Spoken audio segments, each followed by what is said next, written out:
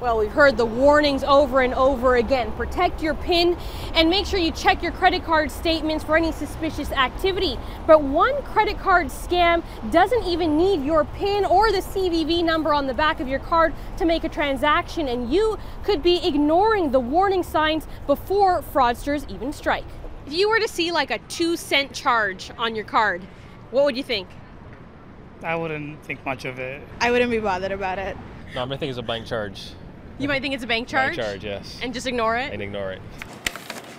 It's a red flag you could be missing, a warning that someone has accessed your credit card. It's a very small amount, so it's easy for customers not to notice it in their bill.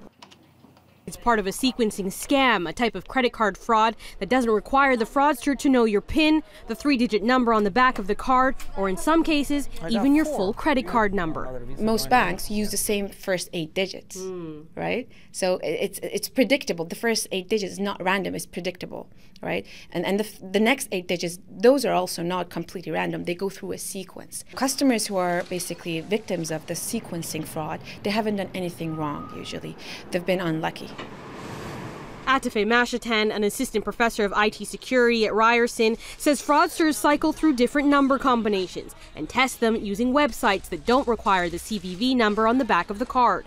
Now, fraudsters use tiny amounts that most customers overlook, and in some cases, the transactions even come up as money going back into your account, like this credit for $1.67.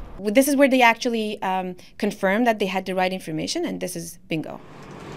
Massa says there's more banks could be doing to protect customers from this type of fraud. They can block those websites who are not asking for the CVV, for instance. Not every bank does that. They can extend the range of the expiry date, as an example, and they change how they sequence the numbers for new credit cards one after the other, so they're not that predictable. Some banks are already doing that, but until then, Massa says her best advice is check your credit card statements. Don't ignore it just because the amount is negligible.